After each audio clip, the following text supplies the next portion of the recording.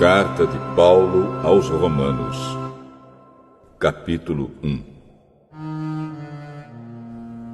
Eu, Paulo, servo de Cristo Jesus, escrevo esta carta.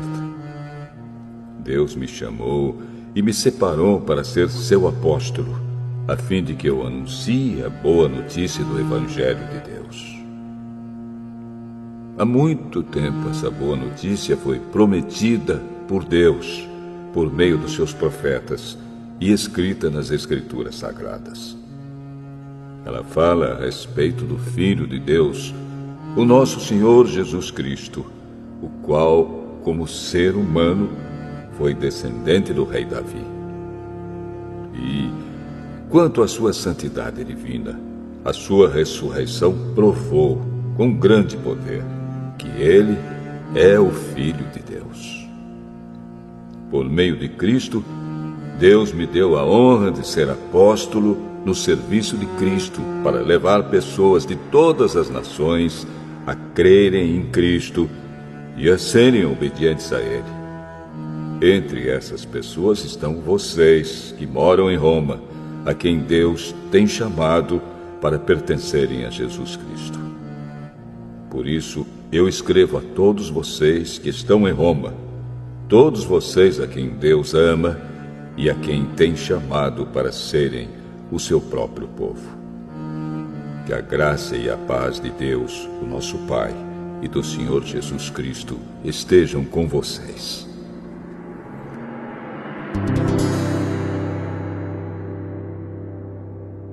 Em primeiro lugar, por meio de Jesus Cristo, dou graças ao meu Deus por todos vocês, pois no mundo inteiro se ouve falar a respeito da fé que vocês têm. Eu sirvo a Deus com todo o meu coração, anunciando a boa notícia a respeito do seu Filho. Deus é testemunha de que digo a verdade. Ele sabe que eu sempre lembro de vocês e oro por vocês. E peço a Deus que, se for da sua vontade, Ele faça com que agora eu possa ir visitá-los. Pois eu quero muito vê-los, a fim de repartir bênçãos espirituais com vocês para fortalecê-los, quer dizer, para que nos animemos uns aos outros por meio da fé que vocês e eu temos. Meus irmãos, quero que saibam que muitas vezes resolvi ir visitá-los, mas fui impedido até agora de fazer isso, pois eu gostaria que o meu trabalho produzisse resultados entre vocês também, como tem acontecido entre outros não-judeus. Pois é meu dever pregar a todos, tanto aos civilizados como aos não civilizados, tanto aos instruídos como aos sem instrução. É por isso que eu quero anunciar o Evangelho também a vocês que moram em Roma. Eu não me envergonho do Evangelho, pois ele é o poder de Deus para salvar todos os que creem, primeiro os judeus e também os não-judeus. Pois o Evangelho mostra como é que Deus nos aceita. É por meio da fé, do começo ao fim. Como dizem as Escrituras Sagradas, viverá aquele que, por meio da fé, é aceito por Deus.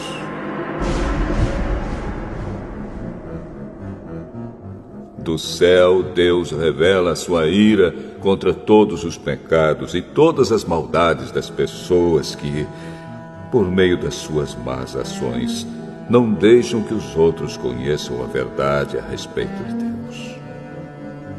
Deus castiga essas pessoas porque o que se pode conhecer a respeito de Deus está bem claro para elas, pois foi o próprio Deus que lhes mostrou isso. Desde que Deus criou o mundo, as suas qualidades invisíveis, isto é, o seu poder eterno e a sua natureza divina, têm sido vistas claramente. Os seres humanos podem ver tudo isso nas coisas que Deus tem feito. E, portanto, Eles não têm desculpa nenhuma. Eles sabem quem Deus é, mas não lhe dão a glória que ele merece e não lhe são agradecidos. Pelo contrário, os seus pensamentos se tornaram tolos e a sua mente vazia está coberta de escuridão. Eles dizem que são sábios, mas são tolos.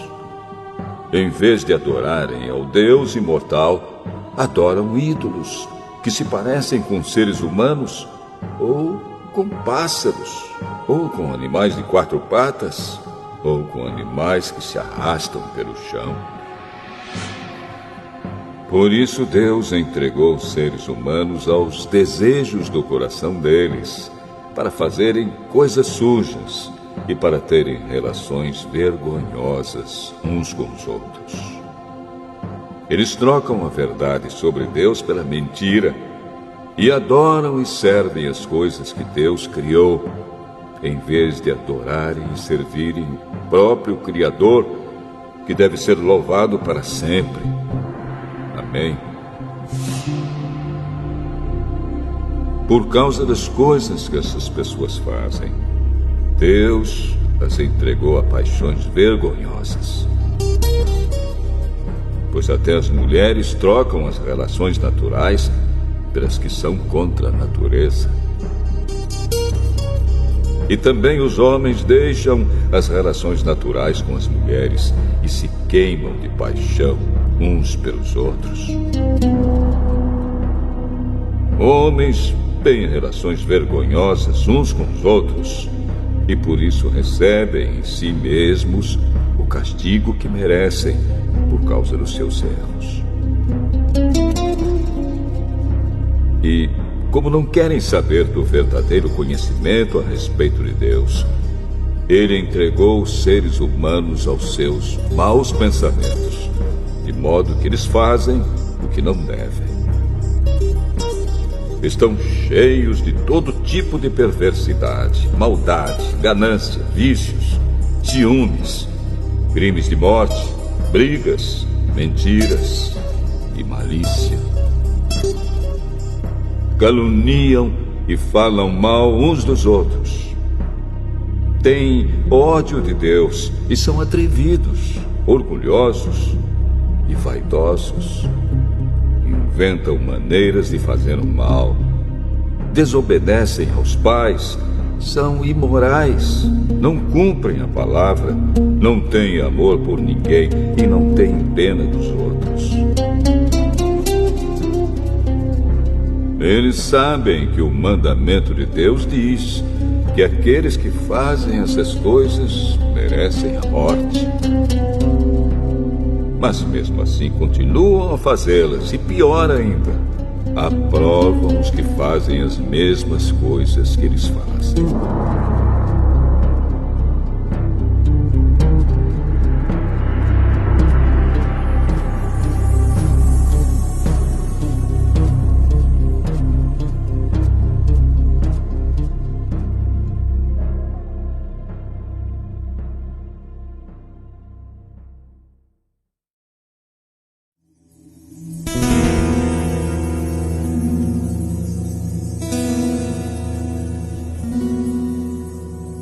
Romanos, capítulo 2. Meu amigo, não importa quem você seja, você não tem desculpa quando julga os outros. Pois, quando você julga os outros, mas faz as mesmas coisas que eles fazem, você está condenando a você mesmo. Nós sabemos que Deus é justo quando condena os que fazem essas coisas. Mas você, que faz as mesmas coisas que condena nos outros, será que você pensa que escapará do julgamento de Deus? Ou será que você despreza a grande bondade, a tolerância e a paciência de Deus? Você sabe muito bem que Ele é bom e que quer fazer com que você mude de vida. Mas o seu coração é duro e teimoso. Por isso você está aumentando ainda mais o castigo que vai sofrer no dia em que forem revelados a ira e os julgamentos justos de Deus. Pois ele recompensará cada um de acordo com o que fez. Deus dará a vida eterna às pessoas que perseveram em fazer o bem e buscam a glória, a honra e a vida imortal. Mas fará cair a sua ira e o seu castigo sobre os egoístas e sobre os que rejeitam o que é justo, a fim de seguir o que é mau. Haverá sofrimentos e aflições para todos os que fazem o mal. Primeiro para os judeus e também para os não-judeus. Mas Deus dará glória, honra e paz a todos os que fazem o bem, primeiro aos judeus e também aos não-judeus. Pois ele trata a todos com igualdade. Todos aqueles que pecam sem conhecer a lei de Deus se perderão sem essa lei, mas todos aqueles que pecam conhecendo a lei serão julgados por ela. Porque as pessoas que Deus aceita não são aquelas que somente ouvem a lei, mas aquelas que fazem o que a lei manda. Os não-judeus não têm a lei, mas quando fazem pela sua própria vontade o que a lei manda, eles são a sua própria lei, embora não tenham a lei. Eles mostram, pela sua maneira de agir, que têm a lei escrita no seu coração. A própria consciência deles mostra que isso é verdade. E os seus pensamentos, que às vezes os acusam e às vezes os defendem, também mostram isso. E de acordo com o evangelho que eu anuncio, assim será naquele dia em que Deus, por meio de Cristo Jesus, julgará os pensamentos secretos de todas as pessoas. O que dizer de você? Você diz que é judeu, confia na lei e se orgulha do Deus que você adora. Você sabe o que Deus quer que você faça e aprende na lei a escolher o que é certo. Você tem a certeza de que é guia dos cegos, luz para os que estão na escuridão, orientador dos que não têm instrução e professor dos jovens. Você está certo de que encontra na lei a apresentação completa do conhecimento e da verdade. Você que ensina os outros, por que é que não ensina a você mesmo? Se afirma que não se deve roubar, por que é que você mesmo rouba? Se você diz que não se deve cometer adultério, por que é que você mesmo comete adultério? Você odeia os ídolos, mas rouba as coisas dos templos. Você se orgulha de ter a lei de Deus, mas você é uma vergonha para Deus porque desobedece à sua lei. Pois as Escrituras Sagradas dizem: os não-judeus falam mal de Deus por causa de vocês, os judeus. A circuncisão tem valor se você, que é judeu, obedecer à lei. Porém, se não obedecer, é como se você não tivesse sido circuncidado. E se um homem que não foi circuncidado obedecer aos mandamentos da lei, Deus o tratará como se ele fosse circuncidado. Assim vocês, judeus, serão condenados pelos não-judeus, pois vocês desobedecem à lei, apesar de terem essa lei escrita e de serem circuncidados, enquanto que os não-judeus obedecem à lei, embora não sejam circuncidados. Portanto, eu pergunto: quem é judeu de fato e circuncidado de verdade. É claro que não é aquele que é judeu somente por fora e circuncidado só no corpo. Pelo contrário, o verdadeiro judeu é aquele que é judeu por dentro, aquele que tem o coração circuncidado. E isso é uma coisa que o Espírito de Deus faz e que a lei escrita não pode fazer. E o louvor que essa pessoa recebe não vem de seres humanos, mas vem de Deus.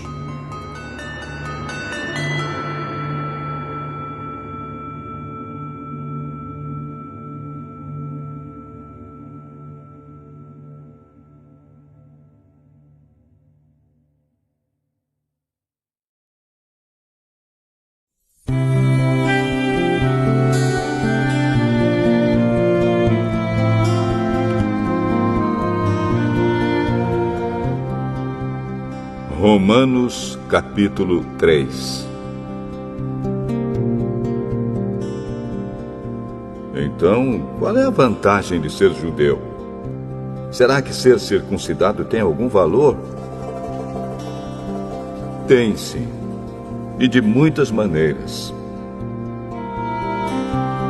E a primeira vantagem é que Deus entregou a sua mensagem aos cuidados dos judeus. Mas, se alguns não foram fiéis, será que por isso Deus vai ser infiel? De modo nenhum. Que Deus continue a ser verdadeiro, mesmo que todas as pessoas sejam mentirosas, como dizem as Escrituras Sagradas a respeito dele. Que fique provado que tu tens razão quando falas e que sejas vencedor quando fores julgado. Mas se as injustiças que cometemos servem para mostrar que Deus age com justiça, o que é que podemos dizer? Que Deus é injusto quando nos castiga? Eu falo aqui como as pessoas costumam falar. É claro que não. Se Deus não fosse justo, como poderia julgar o mundo? Mas digamos que a minha mentira faz com que a verdade de Deus fique mais clara, aumentando assim a glória dele. Nesse caso, por que é que devo ainda ser condenado como pecador? Então por que não dizer: façamos o mal para que desse mal venha o bem? Na verdade, alguns têm me caluniado, dizendo que eu afirmo isso. Porém, eles serão condenados como merecem. Então, será que nós, os judeus, estamos em melhor situação do que os não-judeus? De modo nenhum. Já mostrei que todos, judeus e não-judeus, estão debaixo do poder do pecado. Como dizem as Escrituras Sagradas, não há uma só pessoa que faça o que é certo. Não há ninguém que tenha juízo. Não há ninguém que adore a Deus. Todos se desviaram do caminho certo. Todos se perderam. Não há mais ninguém que faça o bem. Não há ninguém mesmo. Todos mentem e enganam sem parar. Da língua deles saem mentiras perversas e dos seus lábios saem palavras de morte, como se fossem veneno de cobra. A boca deles está cheia de terríveis maldições. Eles se apressam para matar. Por onde passam, deixam a destruição e a desgraça. Não conhecem o caminho da paz e não aprenderam a temer a Deus. Nós sabemos que tudo o que a lei diz é dito para os que vivem debaixo da lei. Isso a fim de que todos parem de se justificar e a fim de que todas as pessoas do mundo fiquem debaixo do julgamento de Deus.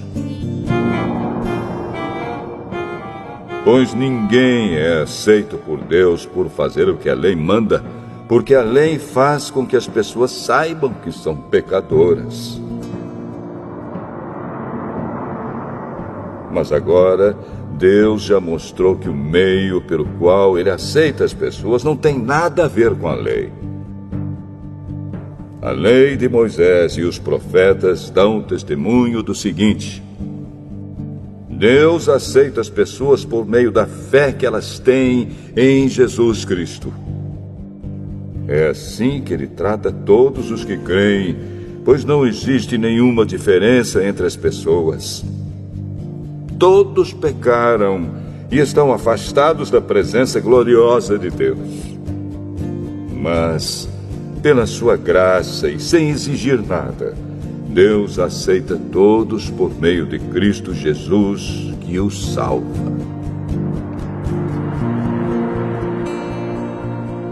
Deus ofereceu Cristo como sacrifício para que, pela sua morte na cruz, Cristo se tornasse o meio das pessoas receberem o perdão dos seus pecados pela fé nele. Deus quis mostrar com isso que ele é justo. No passado, ele foi paciente e não castigou as pessoas por causa dos seus pecados. Mas agora, pelo sacrifício de Cristo, Deus mostra que é justo. Assim, ele é justo e aceita os que creem em Jesus. Será que temos motivo para ficarmos orgulhosos? De modo nenhum. E por que não? Será que é porque obedecemos à lei? Não, não é. É porque cremos em Cristo. Assim percebemos que a pessoa é aceita por Deus pela fé e não por fazer o que a lei manda. Ou será que Deus é somente Deus dos judeus? Será que não é também Deus dos não-judeus? Claro que é. Deus é um só e aceitará os judeus na base da sua fé e também aceitará os não-judeus por meio da fé que eles têm. Será que isso quer dizer que, por causa da fé, nós tratamos a lei como se ela não valesse nada? Não, de modo nenhum. Pelo contrário, afirmamos que a lei tem valor.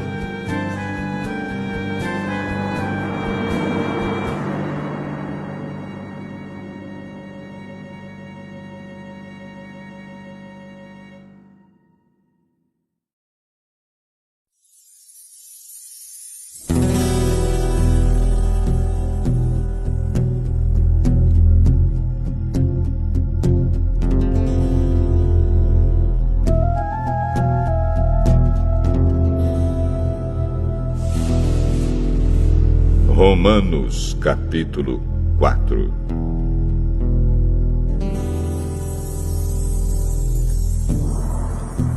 Então, o que é que podemos dizer de Abraão, o antepassado de nossa raça?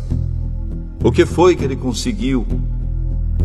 Se foi por causa das coisas que ele fez que Deus o aceitou, então ele teria motivo para se orgulhar, mas não para se orgulhar diante de Deus.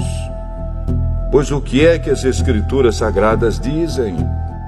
Elas dizem: Abraão creu em Deus, e por isso Deus o aceitou.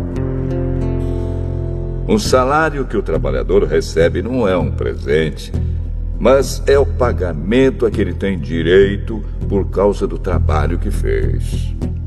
Porém, a pessoa que não põe a sua esperança nas coisas que faz, mas simplesmente crê em Deus, é a fé dessa pessoa que faz com que ela seja aceita por Deus, o Deus que trata o culpado como se ele fosse inocente. E isso foi o que Davi queria dizer quando falou da felicidade daqueles que Deus aceita, sem levar em conta o que eles fazem. Davi disse: Feliz aquele cujas maldades Deus perdoa e cujos pecados ele apaga. Feliz aquele que o Senhor não acusa de cometer pecado. Será que essa felicidade de que Davi falou existe somente para os que são circuncidados? É claro que não.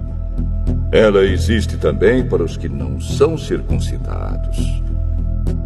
Pois já citamos as Escrituras Sagradas que dizem: Abraão creu em Deus e por isso Deus o aceitou.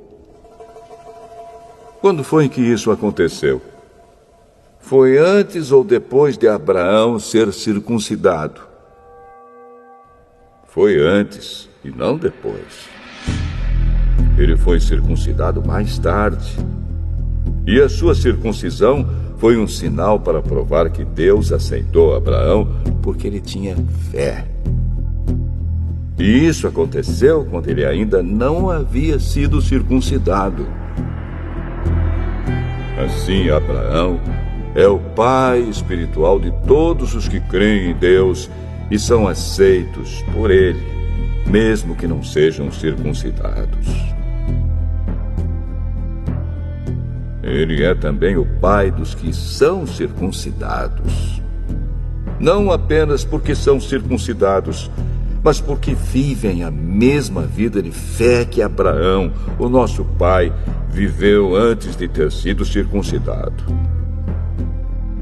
Deus prometeu a Abraão e aos seus descendentes que o mundo ia pertencer a eles. Essa promessa foi feita não porque Abraão tinha obedecido à lei, mas porque ele havia crido em Deus e havia sido aceito por ele.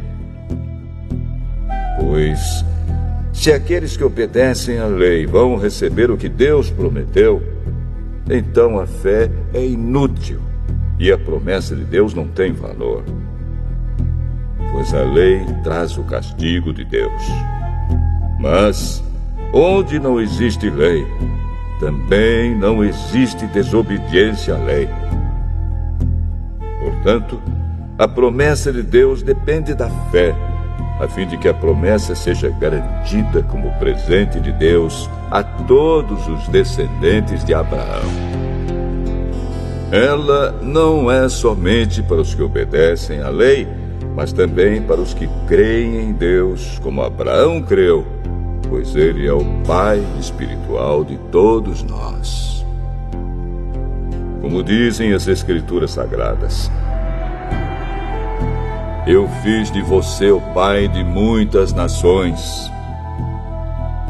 Assim a promessa depende de Deus, em quem Abraão creu, o Deus que ressuscita os mortos e faz com que exista o que não existia.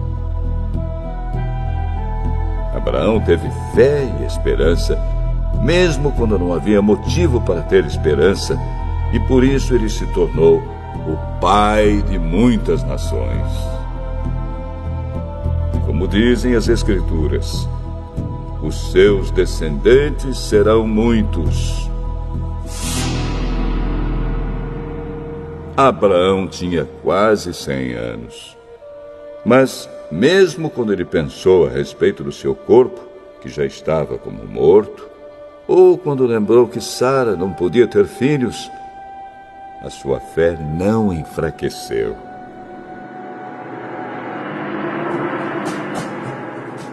Abraão não perdeu a fé, nem duvidou da promessa de Deus.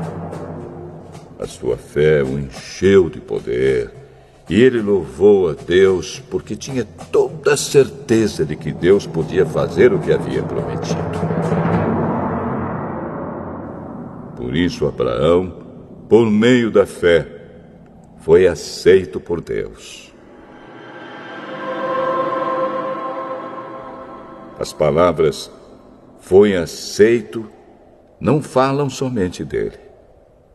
Falam também de nós, que seremos aceitos. Nós, os que cremos em Deus, o qual ressuscitou Jesus, o nosso Senhor. Jesus foi entregue para morrer por causa dos nossos pecados e foi ressuscitado, a fim de que nós fôssemos aceitos por Deus.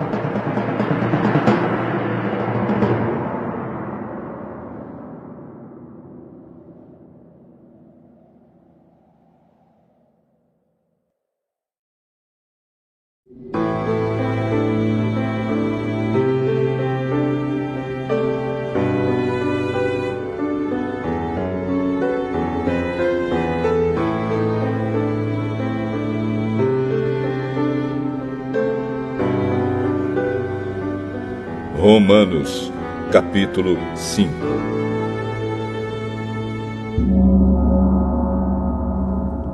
Agora que fomos aceitos por Deus pela nossa fé nele, temos paz com ele por meio do nosso Senhor Jesus Cristo.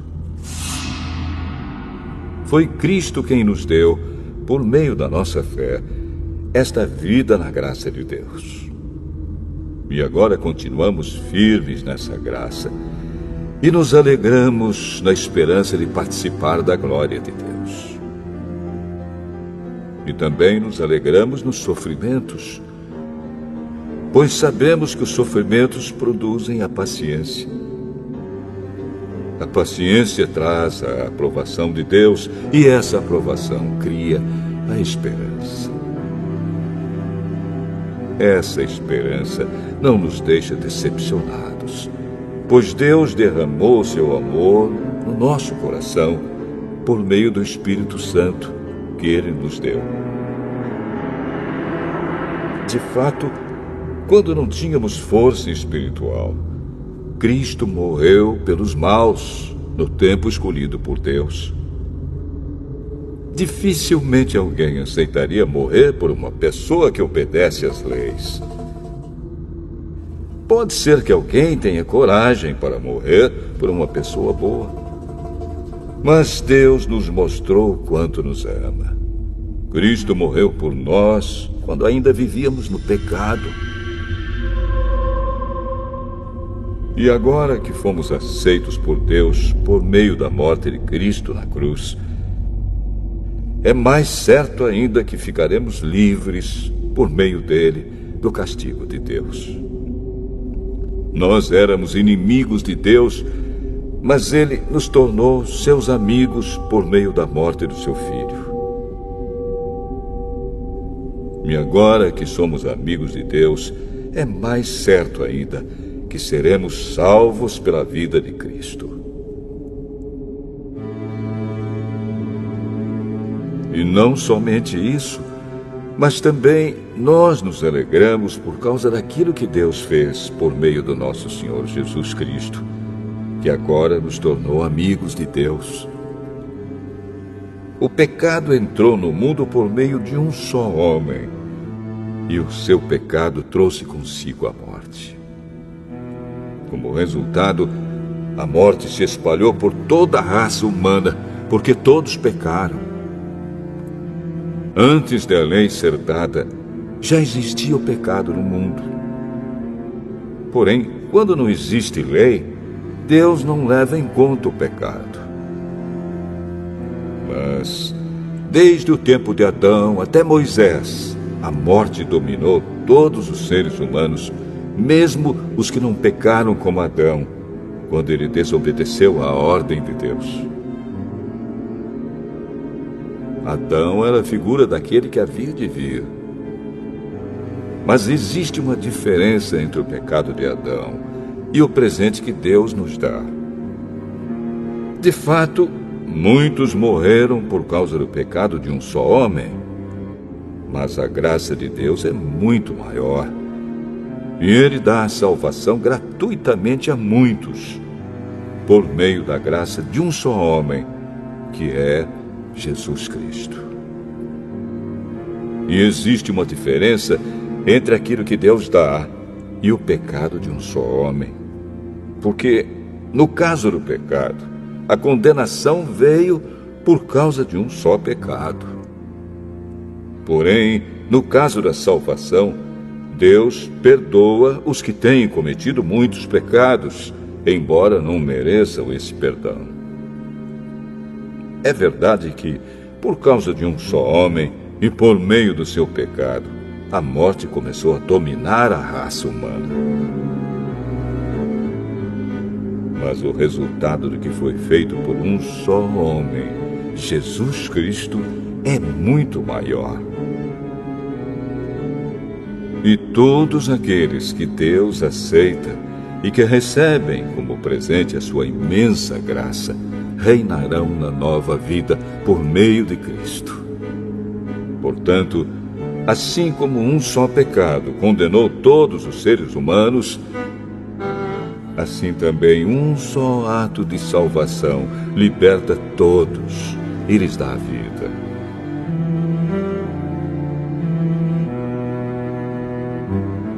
E assim como muitos seres humanos se tornaram pecadores por causa da desobediência de um só homem, assim também muitos serão aceitos por Deus por causa da obediência de um só homem. A lei veio para aumentar o mal, mas onde aumentou o pecado, a graça de Deus aumentou muito mais ainda. E isso aconteceu a fim de que, assim como o pecado dominou e trouxe a morte, assim também a graça de Deus, que o leva a aceitar as pessoas, dominasse e trouxesse a vida eterna. Essa vida é nossa por meio do nosso Senhor Jesus Cristo.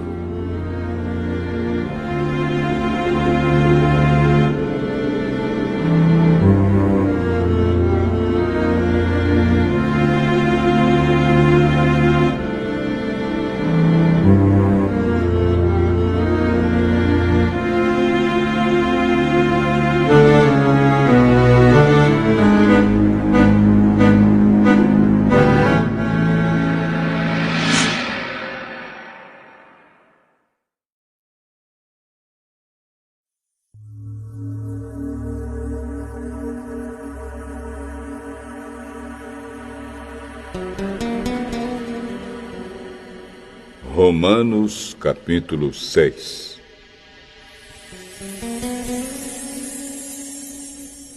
Portanto, o que vamos dizer? Será que devemos continuar vivendo no pecado para que a graça de Deus aumente ainda mais? É claro que não.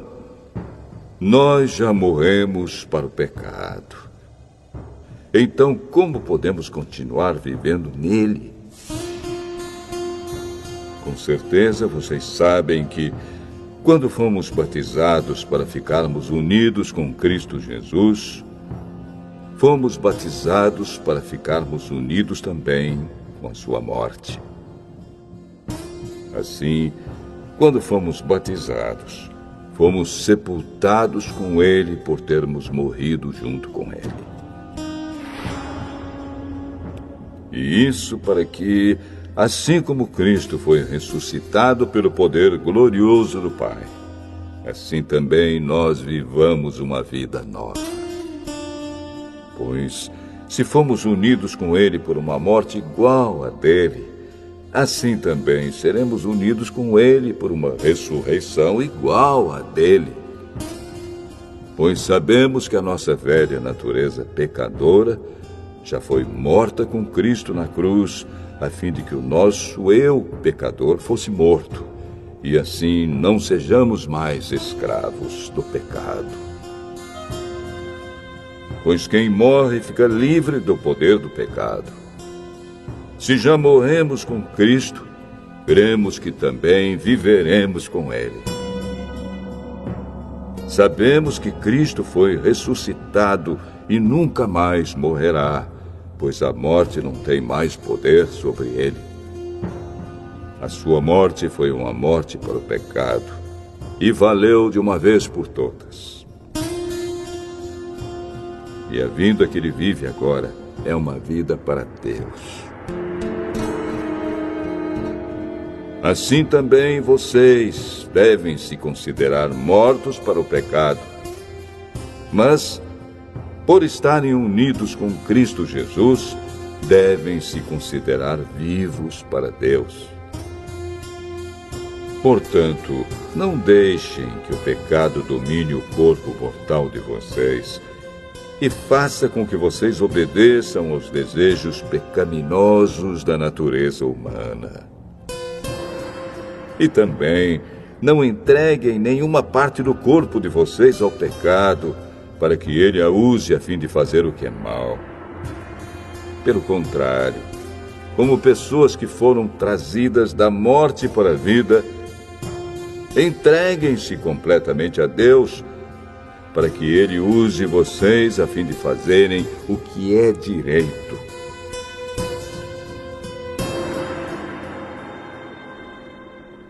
O pecado não dominará vocês, pois vocês não são mais controlados pela lei, mas pela graça de Deus. O que é que isso quer dizer? Vamos continuar pecando porque não somos mais controlados pela lei, mas pela graça de Deus? É claro que não.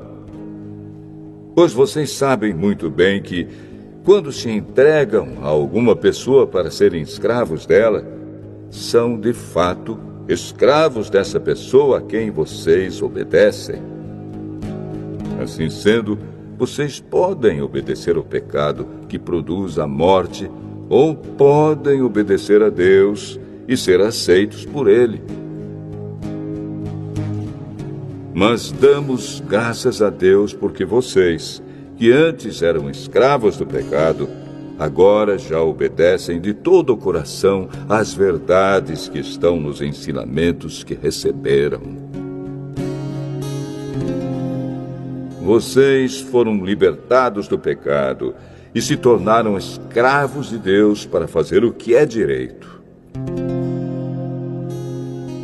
Falo com palavras bem simples, porque vocês ainda são fracos. No passado, vocês se entregaram inteiramente como escravos da imoralidade e da maldade para servir o mal. Entreguem-se agora inteiramente como escravos daquilo que é direito, para viver uma vida dedicada a Deus. Quando eram escravos do pecado, vocês não faziam o que é direito. Porém, o que é que vocês receberam de bom quando faziam aquelas coisas de que agora têm vergonha? Pois o resultado de tudo aquilo é a morte. Mas agora vocês foram libertados do pecado e são escravos de Deus. Com isso, vocês ganham uma vida completamente dedicada a Ele. E o resultado é que vocês terão a vida eterna. Pois o salário do pecado é a morte. Mas o presente gratuito de Deus é a vida eterna que temos em união com Cristo Jesus, o nosso Senhor.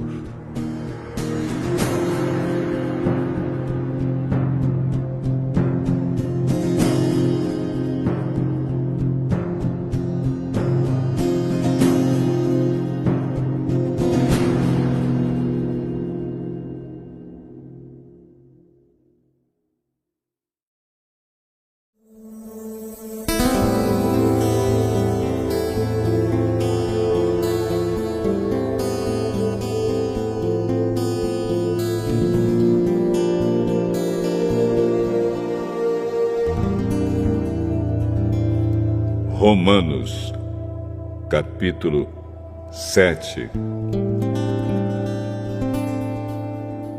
Meus irmãos, vocês todos podem compreender muito bem o que vou dizer. Vocês conhecem as leis e sabem que elas só têm poder sobre uma pessoa enquanto essa pessoa está viva. Por exemplo, a mulher casada está ligada pela lei ao marido enquanto ele estiver vivo.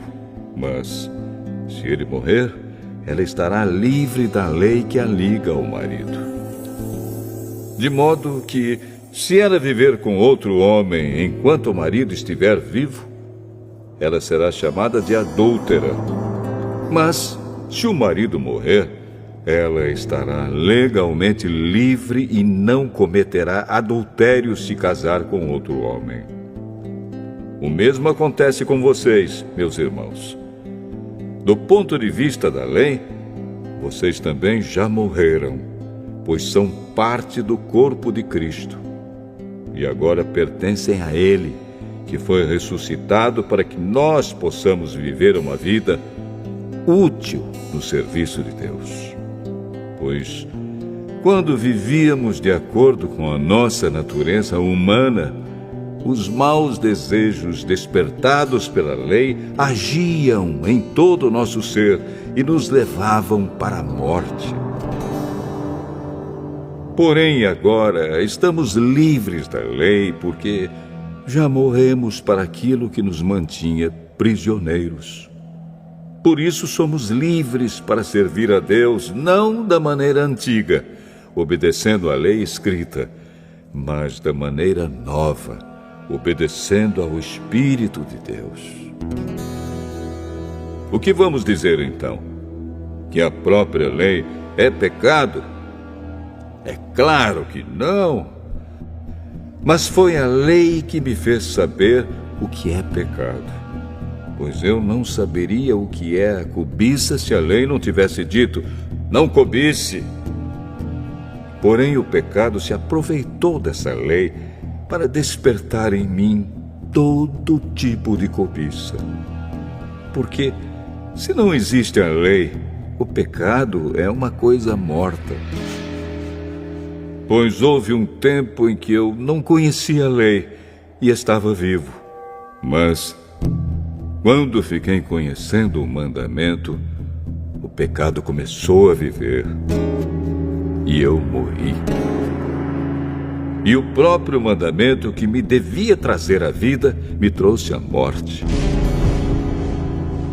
Porque o pecado, aproveitando a oportunidade dada pelo mandamento, me enganou. E por meio do mandamento, me matou. Assim a lei vem de Deus. E o mandamento também vem de Deus. Diz o que é certo e é bom. Então será que o que é bom me levou à morte? É claro que não. Foi o pecado que fez isso. Pois o pecado, usando o que é bom, me trouxe a morte para que ficasse bem claro aquilo que o pecado realmente é. E assim, por meio do mandamento, o pecado se mostrou mais terrível ainda.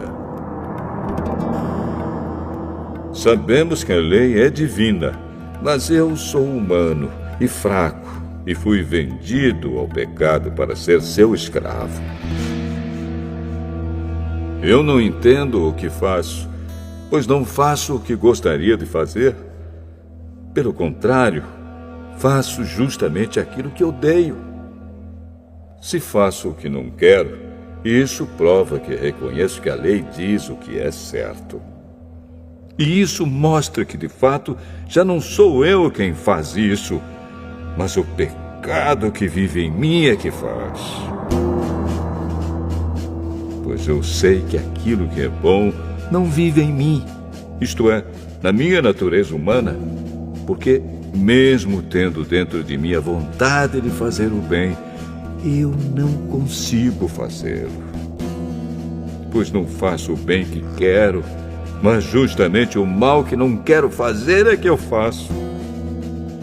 Mas, se faço o que não quero, já não sou eu quem faz isso, mas o pecado que vive em mim é que faz.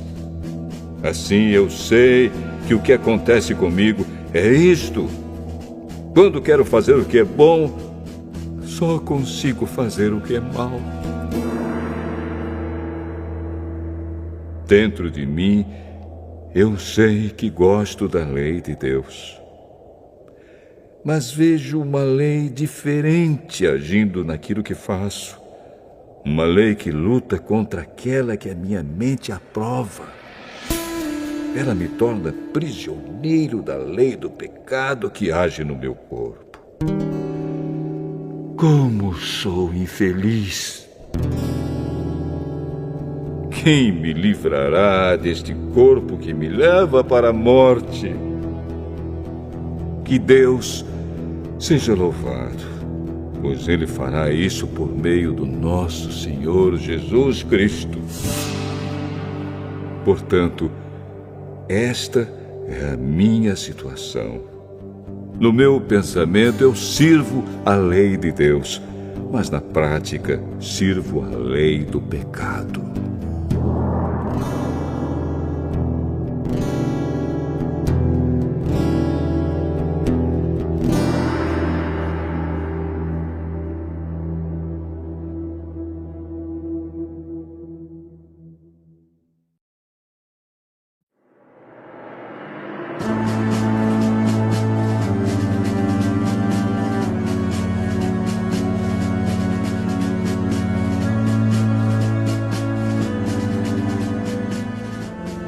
Romanos, capítulo 8.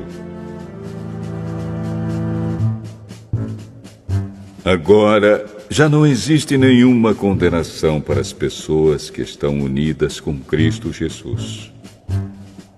Pois a lei do Espírito de Deus, que nos trouxe vida por estarmos unidos com Cristo Jesus, livrou você da lei do pecado e da morte.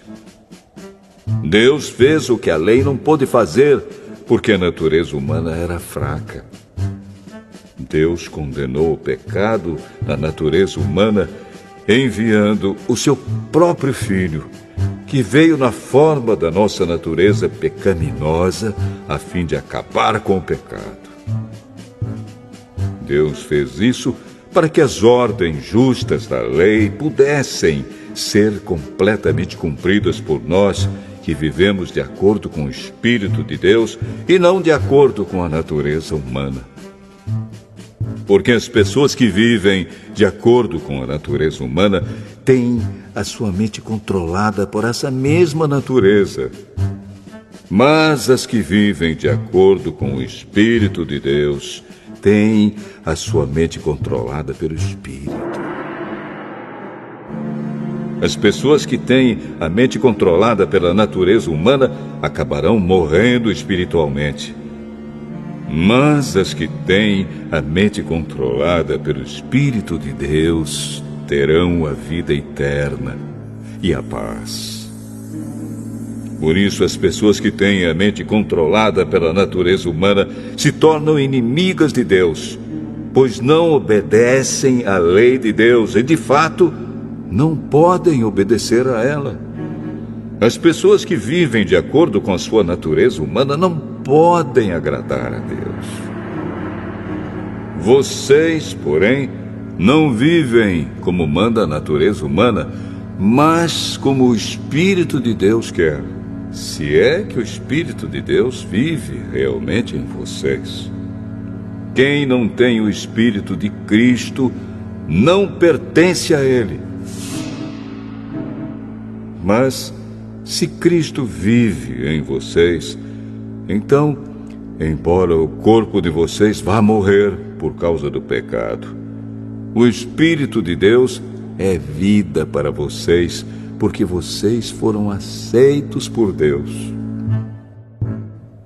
Se em vocês vive o Espírito daquele que ressuscitou Jesus, então aquele que ressuscitou Jesus Cristo dará também vida ao corpo mortal de vocês, por meio do seu Espírito, que vive em vocês. Portanto, meus irmãos, nós temos uma obrigação, que é a de não vivermos de acordo com a nossa natureza humana. Porque, se vocês viverem de acordo com a natureza humana, vocês morrerão espiritualmente. Mas, se pelo Espírito de Deus vocês matarem as suas ações pecaminosas, vocês viverão espiritualmente. Pois aqueles que são guiados pelo Espírito de Deus são filhos de Deus. Porque o Espírito que vocês receberam de Deus não torna vocês escravos e não faz com que tenham medo.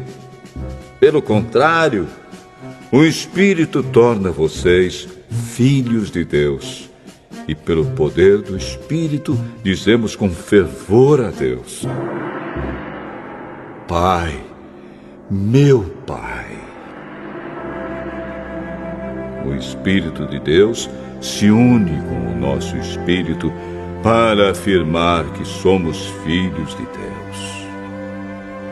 Nós somos seus filhos e por isso receberemos as bênçãos que Ele guarda para o seu povo e também receberemos com Cristo aquilo que Deus tem guardado para Ele. Porque se tomamos parte nos sofrimentos de Cristo, também tomaremos parte na sua glória. Eu penso que o que sofremos durante a nossa vida não pode ser comparado, de modo nenhum, com a glória que nos será revelada no futuro. O universo todo espera com muita impaciência o momento em que Deus vai revelar o que os seus filhos realmente são. Pois o universo se tornou inútil, não pela sua própria vontade, mas porque Deus quis que fosse assim. Porém, existe esta esperança. Um dia, o próprio universo ficará livre do poder destruidor que o mantém escravo e tomará parte na gloriosa liberdade dos filhos de Deus. Pois sabemos que até agora o universo todo geme e sofre como uma mulher que está em trabalho de parto. E não somente o universo, mas nós, que temos o Espírito Santo como o primeiro presente que recebemos de Deus, nós também gememos dentro de nós mesmos, enquanto esperamos que Deus faça com que sejamos seus filhos e nos liberte completamente. Pois foi por meio da esperança que fomos salvos. Mas, se já estamos vendo aquilo que esperamos, então isso não é mais uma esperança. Pois quem é que fica esperando por alguma coisa que está vendo? Porém, se estamos esperando alguma coisa que ainda não podemos ver, então esperamos com paciência. Assim também, o Espírito de Deus vem nos ajudar na nossa fraqueza. Pois não sabemos como devemos orar, mas o Espírito de Deus, com gemidos que não podem ser explicados por palavras, pede a Deus em nosso favor. E Deus, que vê o que está dentro do coração, sabe qual é o pensamento do Espírito.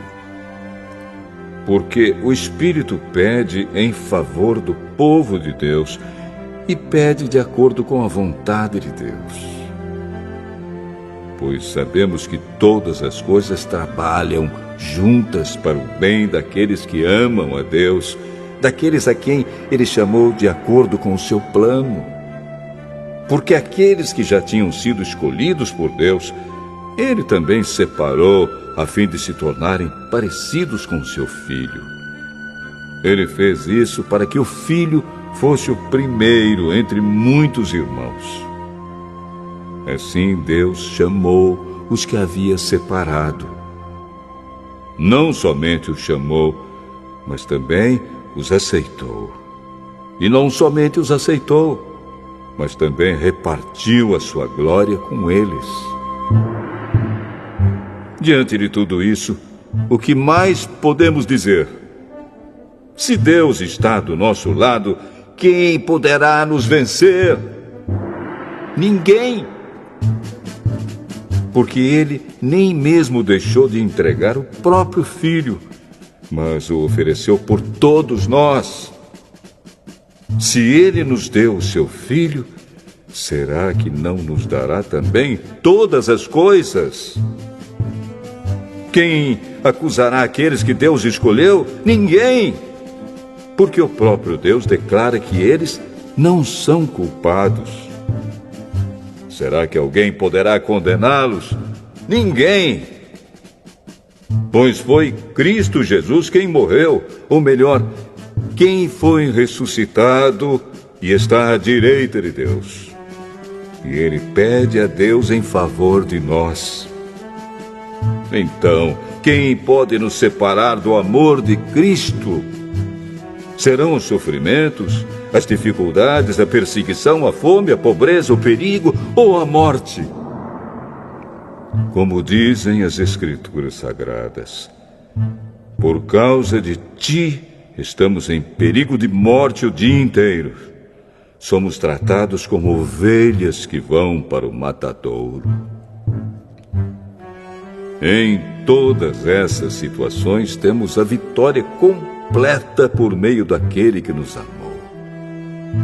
Pois eu tenho a certeza de que nada pode nos separar do amor de Deus. Nem a morte, nem a vida, nem os anjos, nem outras autoridades ou poderes celestiais, nem o presente, nem o futuro, nem o mundo lá de cima, nem o mundo lá de baixo. Em todo o universo não há nada que possa nos separar do amor de Deus, que é nosso por meio de Cristo Jesus, o nosso Senhor.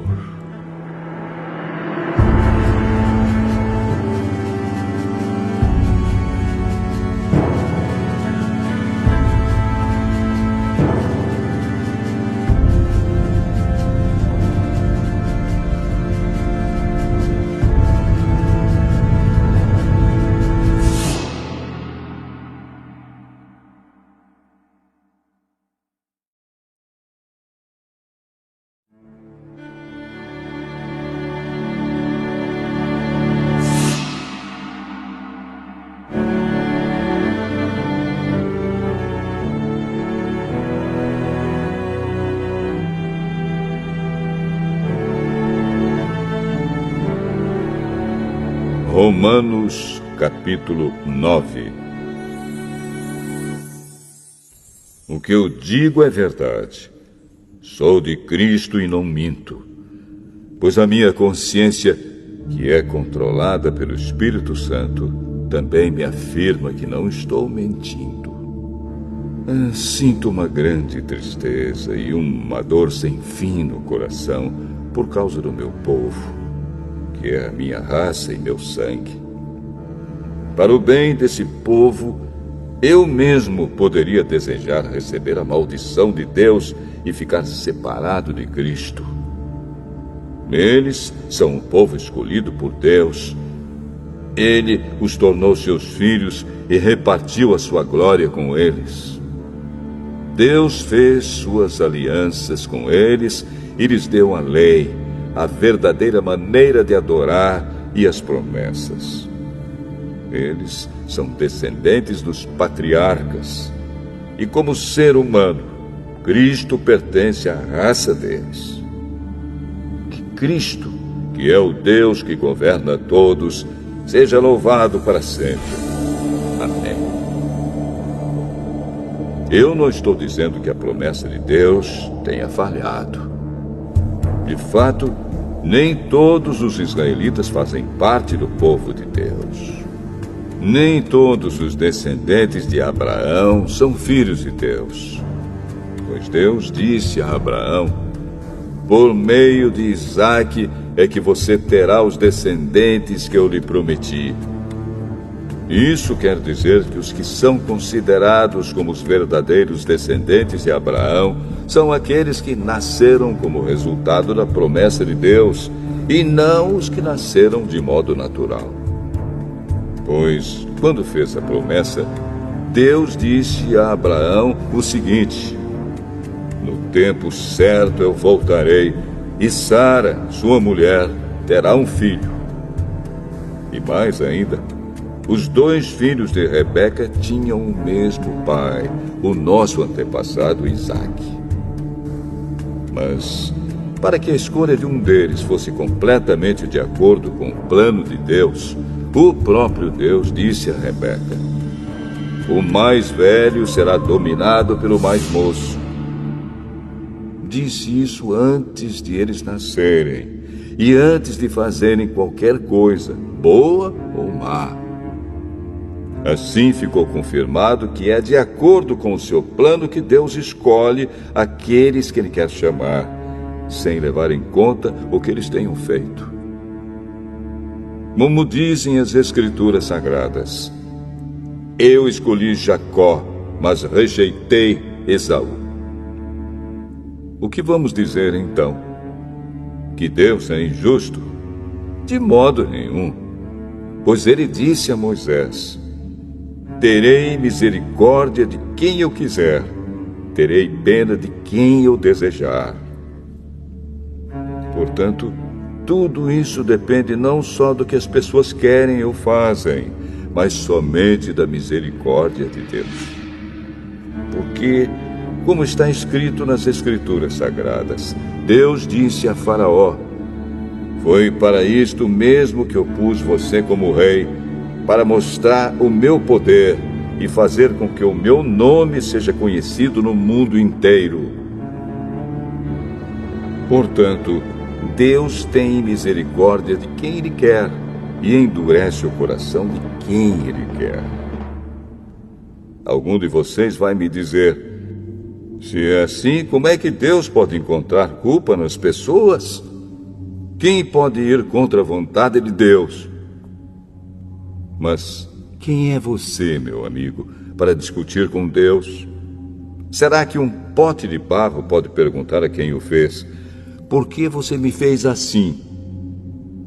Pois o homem que faz o pote tem o direito de usar o barro como quer. Do mesmo barro ele pode fazer 2 potes, um pote para uso especial e outro para uso comum. E foi isso que Deus fez. Ele quis mostrar a sua ira e tornar bem conhecido o seu poder. Assim suportou com muita paciência os que mereciam o castigo e que iam ser destruídos. Ele quis também mostrar como é grande a sua glória, que Ele derramou sobre nós, que somos aqueles de quem Ele teve pena e a quem Ele já havia preparado para receberem a sua glória. Pois nós somos aqueles que Deus chamou, não somente os que são judeus, mas também os não-judeus. Isso é o que ele diz no livro de Oséias: aqueles que não eram meu povo eu chamarei de meu povo. A nação que eu não amava chamarei de minha amada. E no mesmo lugar onde foi dito: vocês não são o meu povo, ali eles serão chamados de os filhos do Deus vivo. E Isaías disse a respeito de Israel: mesmo que o povo de Israel seja tão numeroso como os grãos de areia da praia do mar, somente alguns deles serão salvos. Pois o Senhor julgará logo e de uma vez o mundo inteiro. Como o próprio Isaías tinha dito antes: se o Senhor Todo-Poderoso não nos tivesse deixado alguns descendentes, seríamos agora como a cidade de Sodoma, estaríamos destruídos como Gomorra. O que vamos dizer então? Vamos dizer isto: os não-judeus que não procuravam ser aceitos por Deus foram aceitos por meio da fé. Porém, o povo de Israel, que procurava uma lei para ser aceito por Deus, não encontrou o que estava procurando. E por que não? Porque eles procuravam alcançar isso por meio das suas ações e não por meio da fé. Eles tropeçaram na pedra de tropeço, como dizem as Escrituras Sagradas. Vejam, estou colocando em Sião uma pedra em que eles vão tropeçar, a rocha que vai fazê-los cair. Mas quem crer nela não ficará desiludido.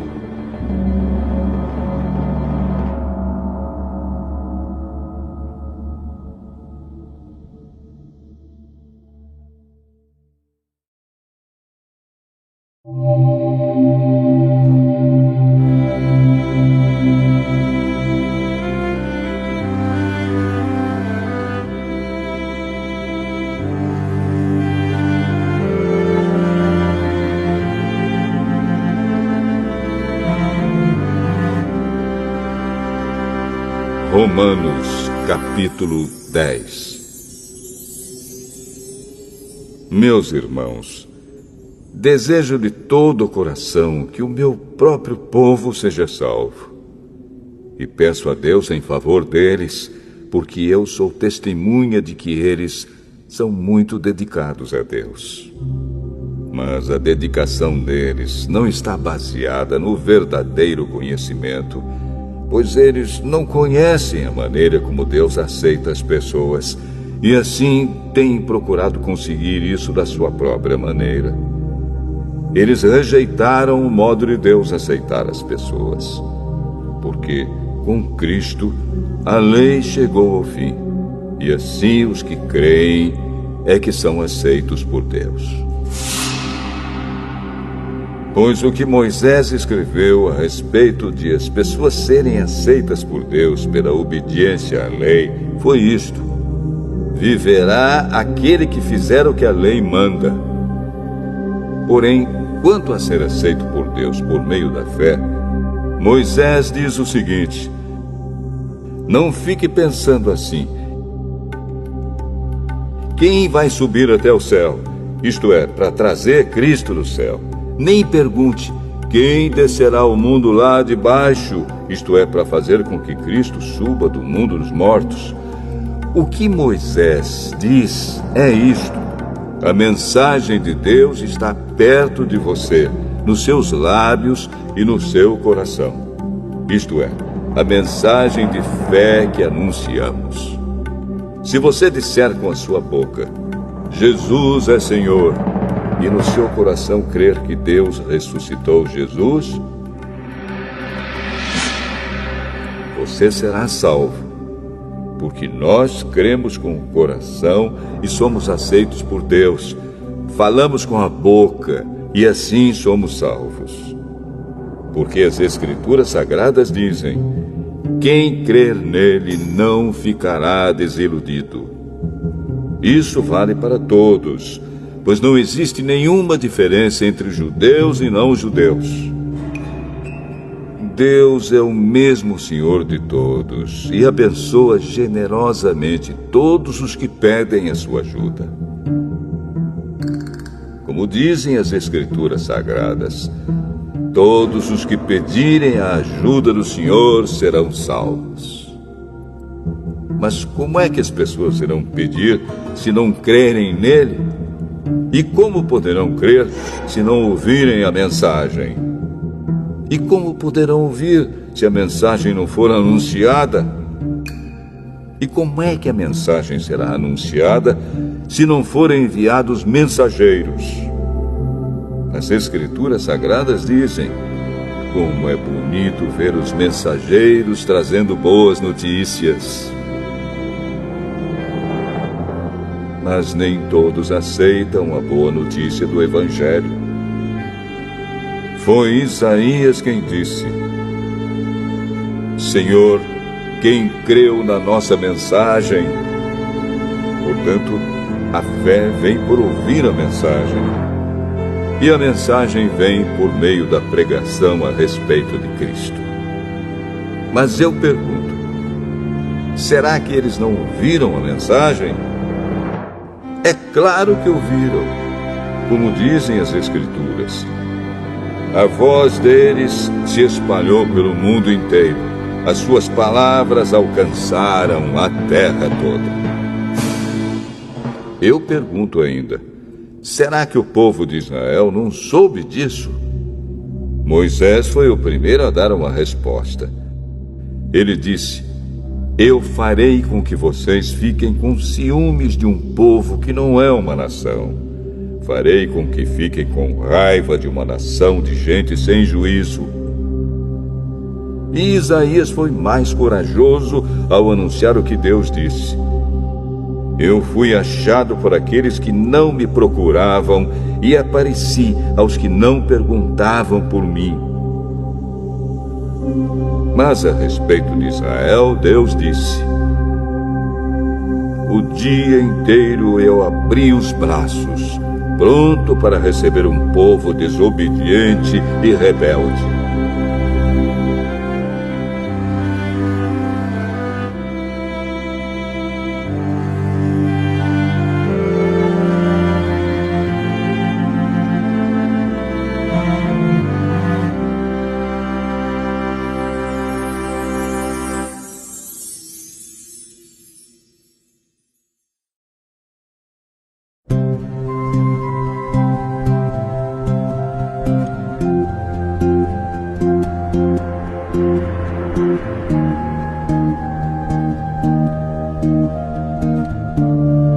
Romanos, capítulo 11. Então eu pergunto, será que Deus rejeitou o seu próprio povo? É claro que não. Eu mesmo sou israelita, descendente de Abraão e membro da tribo de Benjamim. Deus não rejeitou o seu povo, que ele havia escolhido desde o princípio. Vocês sabem muito bem o que as Escrituras Sagradas dizem naquele trecho em que Elias acusa o povo de Israel diante de Deus. Elias diz assim: Senhor, eles mataram os teus profetas e destruíram os teus altares. Eu sou o único que sobrou, e eles estão querendo me matar. O que foi que Deus disse a ele? Ele disse: Eu guardei para mim 7.000 homens que não adoraram o Deus Baal. A mesma coisa também acontece agora. Isto é, por causa da graça de Deus, ainda existe um pequeno número daqueles que ele escolheu. Essa escolha se baseia na graça de Deus e não no que eles fizeram. Porque se a escolha de Deus se baseasse no que as pessoas fazem, então a sua graça não seria a verdadeira graça. E isso quer dizer que não foi o povo de Israel que encontrou o que estava procurando. Quem encontrou foi apenas um pequeno grupo que Deus escolheu. Os outros não quiseram ouvir o chamado de Deus.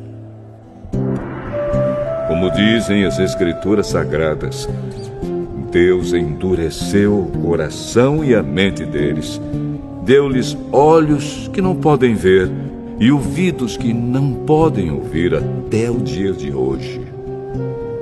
E Davi disse que nas suas festas eles sejam apanhados e enganados, que eles caiam e sejam castigados.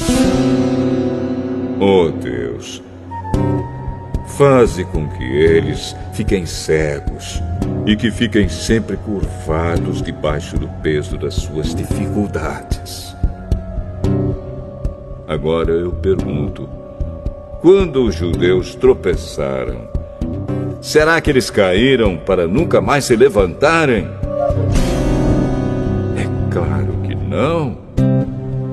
Mas porque eles pecaram, a salvação veio para os não-judeus, para fazer com que os judeus ficassem com ciúmes deles. O pecado dos judeus trouxe grandes bênçãos para o mundo, e a sua pobreza espiritual trouxe ricas bênçãos para os não-judeus. Então, quando se completar o número de judeus que voltarão para Deus, as bênçãos serão muito maiores ainda. Agora estou falando a vocês que não são judeus. Enquanto eu for o apóstolo dos não-judeus, terei orgulho do meu trabalho. Talvez eu possa fazer com os que são da minha própria raça fiquem com ciúmes, e assim seja possível salvar alguns deles. Porque, quando os judeus foram rejeitados, o resto do mundo se tornou amigo de Deus. O que acontecerá então quando eles forem aceitos? Os que estiverem mortos receberão a vida. Pois, se o primeiro pão assado depois da colheita é dedicado a Deus, isso quer dizer que todos os outros pães também são dedicados a Ele. E se as raízes de uma árvore são oferecidas a Deus, os galhos também são dele. Alguns galhos da oliveira cultivada foram quebrados, e um galho de oliveira brava foi enxertado nela. Pois vocês, os não-judeus, são como aquela oliveira brava, e agora tomam parte na força e na riqueza espiritual dos judeus. Portanto, vocês não devem desprezar os galhos que foram quebrados. Como é que vocês podem estar orgulhosos? Vocês são somente galhos. Não são vocês que sustentam a raiz. É a raiz que sustenta vocês. Porém, vocês dirão: sim, mas os galhos foram quebrados a fim de darem lugar para nós. Isso é verdade. Mas lembrem que eles foram quebrados porque não creram. No entanto, vocês continuam na oliveira porque creem. E não tenham orgulho disso. Pelo contrário, tenham medo.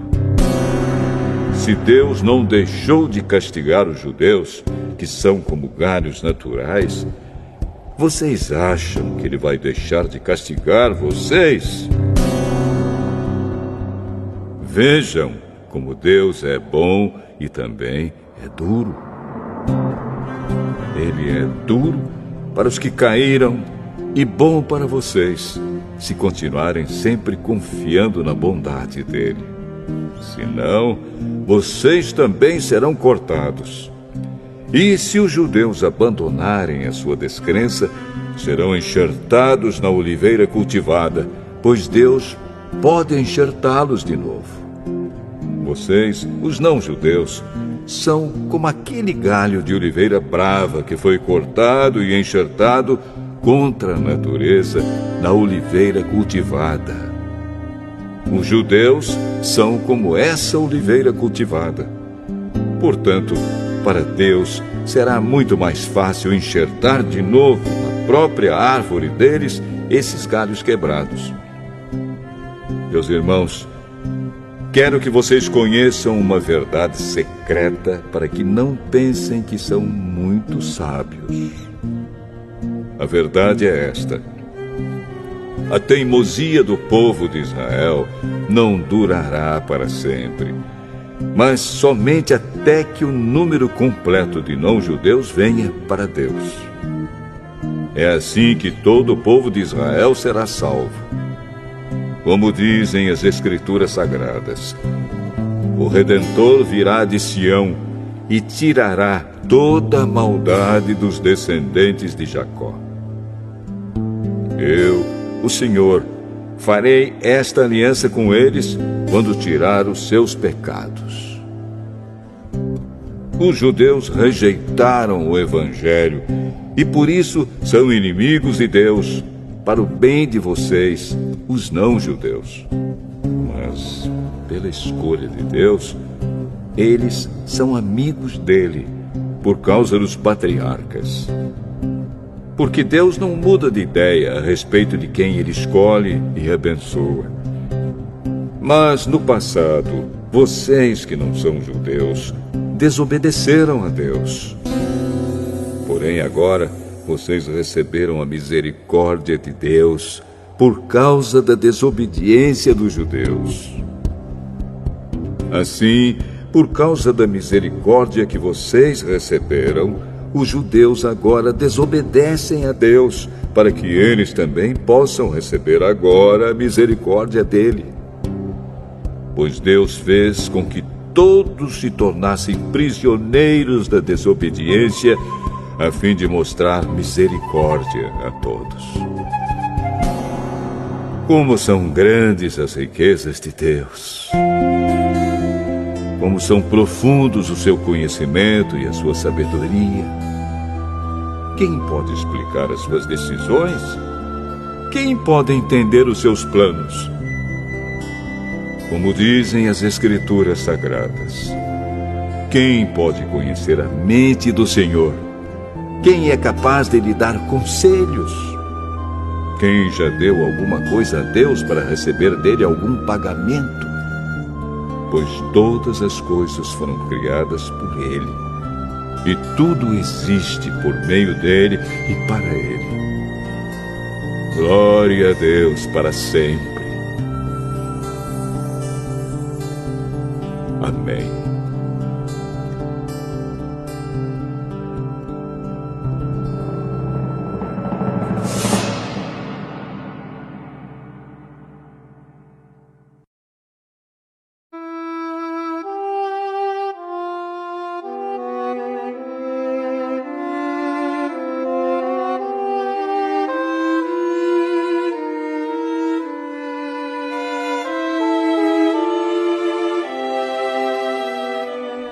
Romanos, capítulo 12.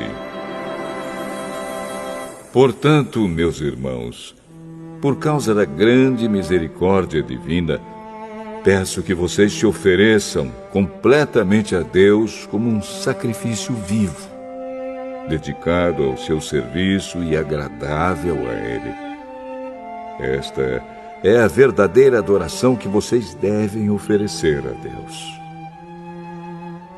Não vivam como vivem as pessoas deste mundo, mas deixem que Deus os transforme por meio de uma completa mudança da mente de vocês.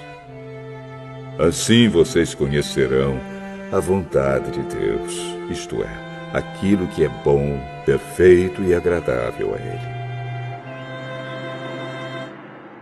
Por causa da bondade de Deus para comigo, me chamando para ser apóstolo, eu digo a todos vocês que não se achem melhores do que realmente são. Pelo contrário, pensem com humildade a respeito de vocês mesmos, e cada um julgue a si mesmo conforme a fé que Deus lhe deu. Porque, assim como em um só corpo temos muitas partes, e todas elas têm funções diferentes, assim também nós, embora sejamos muitos, somos um só corpo por estarmos unidos com Cristo.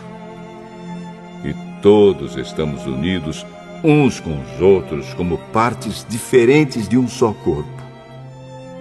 Portanto, usemos os nossos diferentes dons de acordo com a graça que Deus nos deu.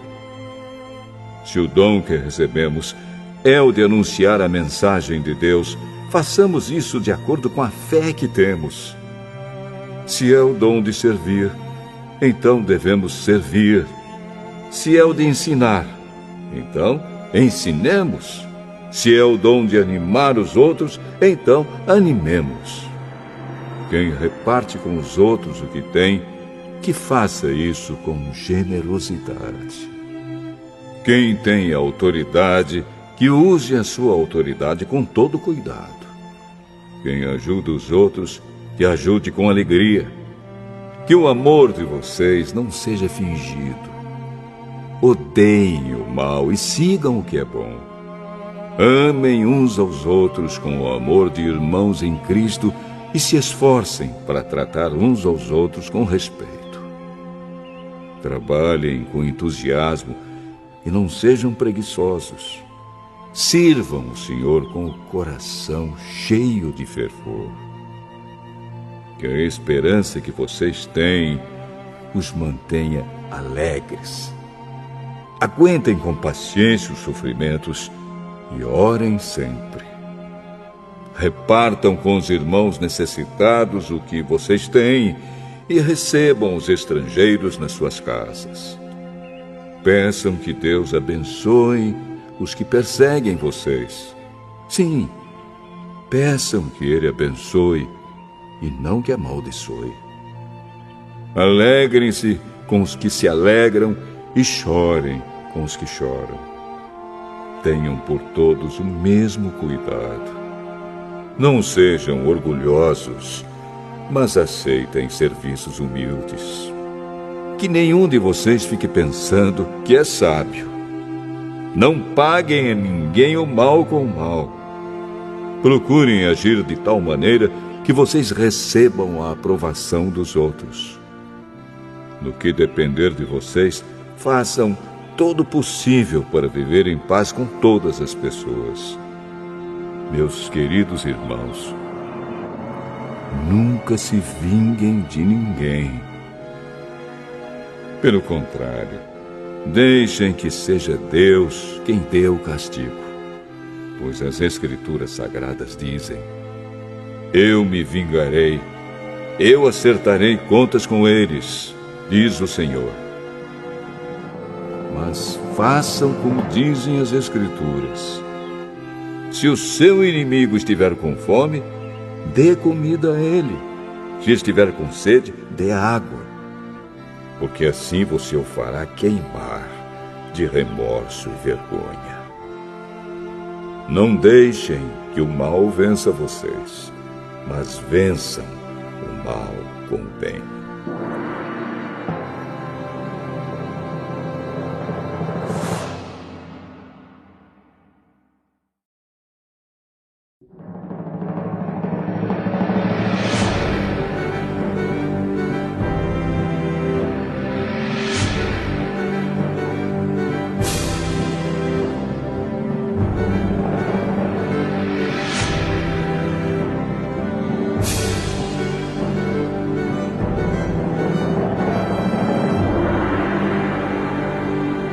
Romanos, capítulo 13.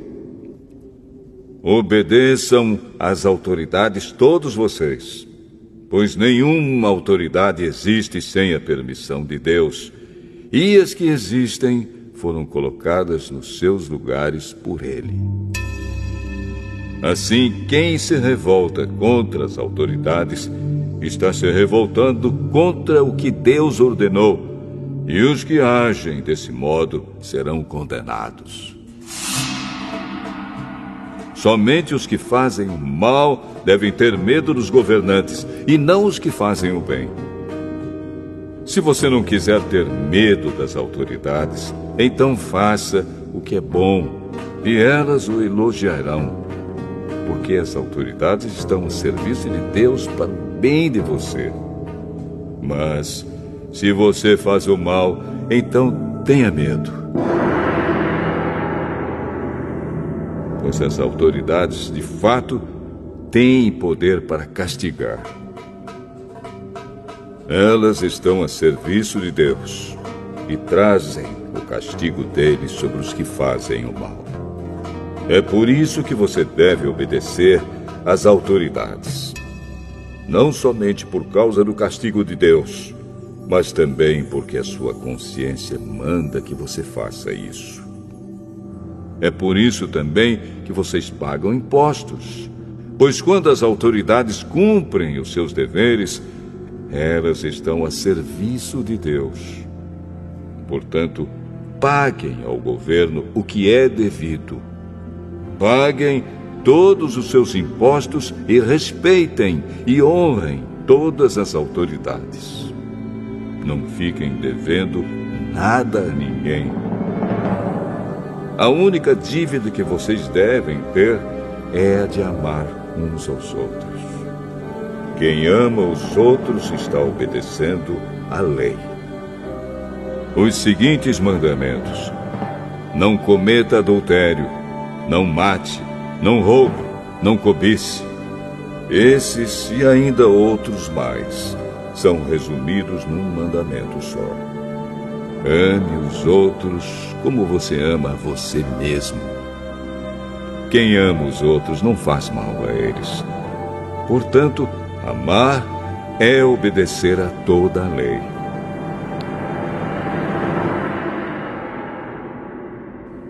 Vocês precisam fazer todas essas coisas porque sabem em que tempo nós estamos vivendo.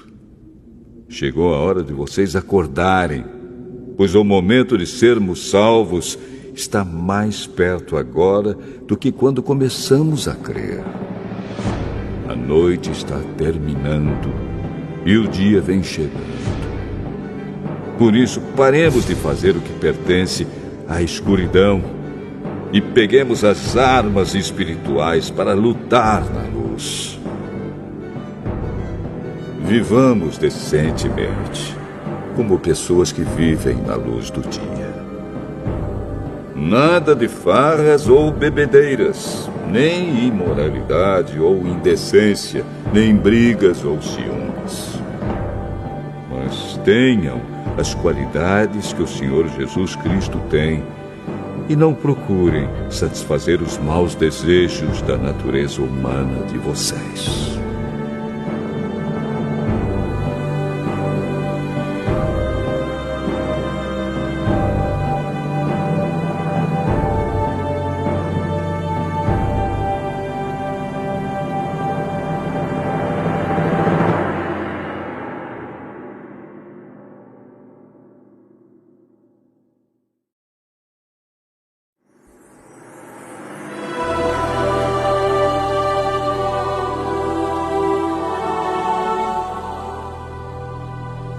Romanos, capítulo 14. Aceitem entre vocês quem é fraco na fé, sem criticar as opiniões dessa pessoa. Por exemplo, algumas pessoas creem que podem comer de tudo, mas quem é fraco na fé come somente verduras e legumes. Quem come de tudo não deve desprezar quem não faz isso. E quem só come verduras e legumes não deve condenar quem come de tudo, pois Deus o aceitou. Quem é você para julgar o escravo de alguém? Se ele vai vencer ou fracassar, isso é da conta do dono dele. E ele vai vencer porque o Senhor pode fazê-lo vencer. Algumas pessoas pensam que certos dias são mais importantes do que outros, enquanto que outras pessoas pensam que todos os dias são iguais. Cada um deve estar bem firme nas suas opiniões. Quem dá mais valor a certo dia faz isso para honrar o Senhor. E também quem come de tudo faz isso para honrar o Senhor, pois agradece a Deus o alimento. E quem evita comer certas coisas faz isso para honrar o Senhor e dar graças a Deus. Porque nenhum de nós vive para si mesmo, e nenhum de nós morre para si mesmo. Se vivemos, é para o Senhor que vivemos. E se morremos, também é para o Senhor que morremos. Assim, tanto se vivemos como se morremos, somos do Senhor. Pois Cristo morreu e viveu de novo para ser o Senhor tanto dos mortos como dos vivos. Portanto, por que é que você, que só come verduras e legumes, condena o seu irmão? E você que come de tudo, por que despreza o seu irmão? Pois todos nós estaremos diante de Deus para sermos julgados por Ele. É isto que as Escrituras Sagradas dizem. Juro pela minha vida, diz o Senhor, que todos se ajoelharão diante de mim e todos afirmarão que eu sou Deus. Assim, cada um de nós prestará contas de si mesmo a Deus. Por isso, paremos de criticar uns aos outros. Pelo contrário, cada um de vocês resolva não fazer nada que leve o seu irmão a tropeçar ou cair em pecado. Por estar unido com o Senhor Jesus, eu estou convencido de que nada é impuro em si mesmo.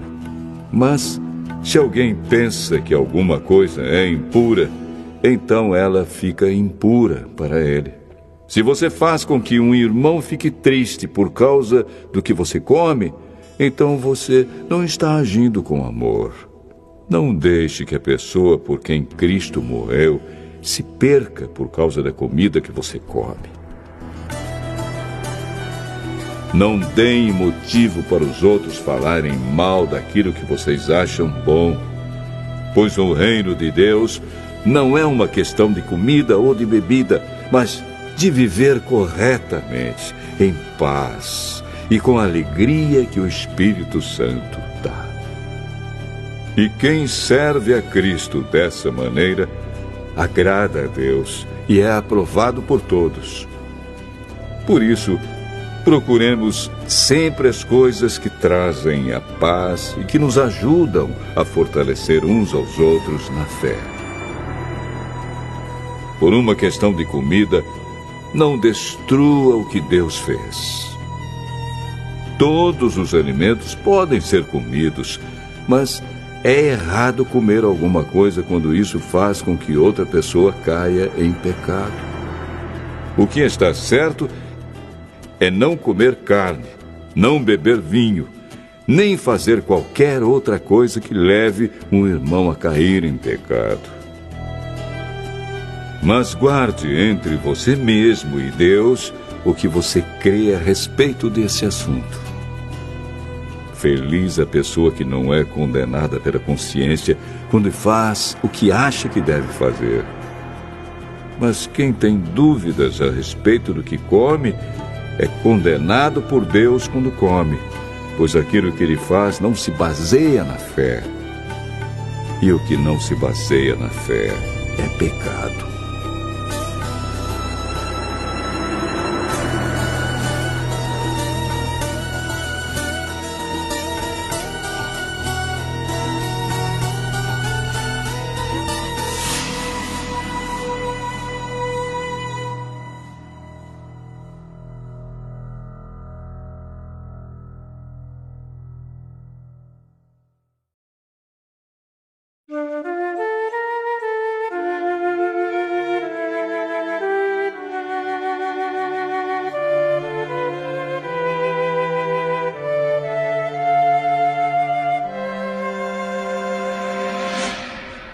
Romanos, capítulo 15.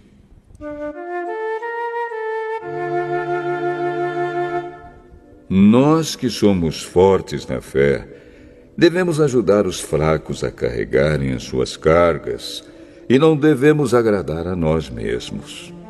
Pelo contrário, cada um de nós deve agradar o seu irmão para o bem dele, a fim de que ele cresça na fé. Pois nem o próprio Cristo procurou agradar a si mesmo. Pelo contrário, como dizem as Escrituras Sagradas, as ofensas daqueles que te insultaram caíram sobre mim. Porque tudo o que está nas Escrituras foi escrito para nos ensinar, a fim de que tenhamos esperança por meio da paciência e da coragem que as Escrituras nos dão. Que Deus, que é quem dá paciência e coragem, ajude vocês a viverem bem uns com os outros, seguindo o exemplo de Cristo Jesus. E isso para que vocês, todos juntos, como se fossem uma só pessoa, louvem ao Deus e Pai do nosso Senhor Jesus Cristo. Portanto, aceitem uns aos outros para a glória de Deus, assim como Cristo aceitou vocês. Pois eu lhes digo que Cristo se tornou servo dos judeus a fim de mostrar que Deus é fiel, para fazer com que se cumprissem as promessas feitas por Deus aos patriarcas, e para fazer com que os não-judeus louvassem a Deus pela sua bondade.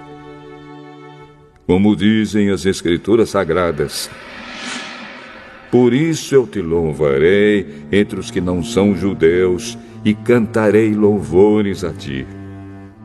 Elas dizem também, vocês que não são judeus, alegrem-se com o povo escolhido de Deus. E dizem ainda, todos os que não são judeus, louvem o Senhor, que todos os povos o louvem. E também Isaías diz, virá um descendente do rei Davi, filho de Jessé. Ele aparecerá para governar os que não são judeus, e eles terão esperança nele. Que Deus, que nos dá essa esperança, encha vocês de alegria e de paz, por meio da fé que vocês têm nele, a fim de que a esperança de vocês aumente pelo poder do Espírito Santo. Meus irmãos, estou certo de que vocês estão cheios de bondade, sabem tudo o que é preciso saber e são capazes de dar conselhos uns aos outros. Porém, nesta carta, me atrevi a escrever com toda franqueza, para fazer com que vocês lembrem de coisas que já sabem. Eu escrevi assim por causa do privilégio que Deus me deu de ser servo de Cristo Jesus para trabalhar em favor dos que não são judeus. Eu sirvo como sacerdote ao anunciar o Evangelho que vem de Deus. e faço isso para que os não-judeus sejam uma oferta que Deus aceite, dedicada a Ele pelo Espírito Santo. Portanto, por estar unido com Cristo Jesus, posso me orgulhar do serviço que faço para Deus. Eu me atreverei a falar somente do que Cristo tem feito por meio de mim, a fim de levar os não-judeus a obedecerem a Deus. E isso tem sido feito por meio de palavras e de ações, pelo poder de sinais e milagres e pelo poder do Espírito de Deus. Assim, viajando desde Jerusalém até a província da Ilíria, tenho anunciado de modo completo o Evangelho a respeito de Cristo. Para não construir sobre alicerces colocados por outros, tenho me esforçado sempre para anunciar o Evangelho nos lugares onde ainda não se falou de Cristo. Como dizem as Escrituras Sagradas, aqueles que nunca ouviram falar a respeito dele o verão, e os que não tinham ouvido falar sobre ele o entenderão. Por essa razão, muitas vezes eu quis visitá-los, mas isso não me foi possível. Porém, já que terminei o meu trabalho nessas regiões, e como há muitos anos tenho pensado em ver vocês, espero fazer isso agora. Gostaria de vê-los quando fizer a minha viagem para a Espanha. Gostaria também que vocês me ajudassem a ir até lá, depois de eu ter o prazer de estar com vocês por algum tempo. Mas agora vou a Jerusalém a serviço do povo de Deus que vive ali. Pois as igrejas das províncias da Macedônia e da Acaia resolveram dar uma oferta para ajudar as pessoas do povo de Deus em Jerusalém que estão necessitadas. Os próprios cristãos da Macedônia e da Acaia resolveram fazer isso, mas, de fato, eles têm a obrigação de ajudar aqueles necessitados. Os judeus repartiram seus bens espirituais com os que não são judeus, e por isso os não-judeus devem prestar, com seus bens materiais, esse serviço cristão aos judeus. Depois que eu terminar esse trabalho e que entregar toda a oferta que foi recolhida para eles, viajarei para a Espanha e no caminho visitarei vocês. E sei que, quando for visitá-los, levarei comigo muitas bênçãos de Cristo. Eu peço, irmãos, pelo nosso Senhor Jesus Cristo e pelo amor que o Espírito dá, que me ajudem, orando com fervor por mim. Orem para que eu escape das pessoas da Judéia que não creem em Cristo e também para que a ajuda que eu vou levar a Jerusalém seja bem aceita pelo povo de Deus que vive ali. E assim, se Deus quiser, chegarei aí em Roma cheio de alegria e lhes farei uma visita que me dará um novo ânimo. E que Deus, a nossa fonte de paz, esteja com todos vocês. Amém.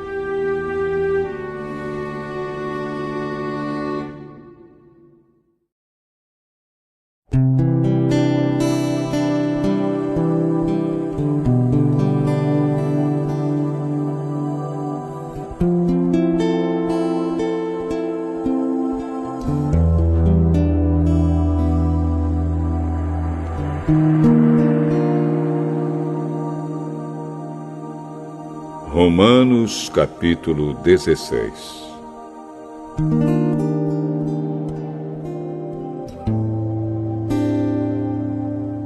Eu recomendo a vocês a nossa irmã Febe, que é diaconisa da igreja de Cencreia. Recebam essa irmã em nome do Senhor, como deve fazer o povo de Deus. Deem a ela toda a ajuda que precisar, pois ela tem ajudado muita gente e a mim também. Mando saudações a Priscila e ao seu marido Áquila, meus companheiros no serviço de Cristo Jesus. Eles arriscaram a sua vida por mim. Sou muito agradecido a eles. E não somente eu, mas também todas as igrejas dos que não são judeus. Saudações também à igreja que se reúne na casa deles. Saudações ao meu querido amigo Epêneto, que foi o primeiro a crer em Cristo na província da Ásia. Saudações a Maria, que tem trabalhado muito por vocês. Saudações a Andrônico e à irmã Júnia, meus patrícios judeus, que estiveram comigo na prisão. Eles são apóstolos bem conhecidos e se tornaram cristãos antes de mim. Saudações a Ampliato, meu querido irmão no Senhor, e também a Urbano, nosso companheiro de trabalho no serviço de Cristo, e ao meu querido amigo Estaques. Saudações a Apeles, o irmão que tem dado muitas provas da sua fé em Cristo. Saudações ao pessoal da família de Aristóbulo. Saudações a Herodião, meu patrício judeu, e aos irmãos no Senhor da família de Narciso. Saudações a Trifena e a Trifosa, irmãs que trabalham no serviço do Senhor, e à minha querida amiga Pérside, que também tem trabalhado muito para o Senhor.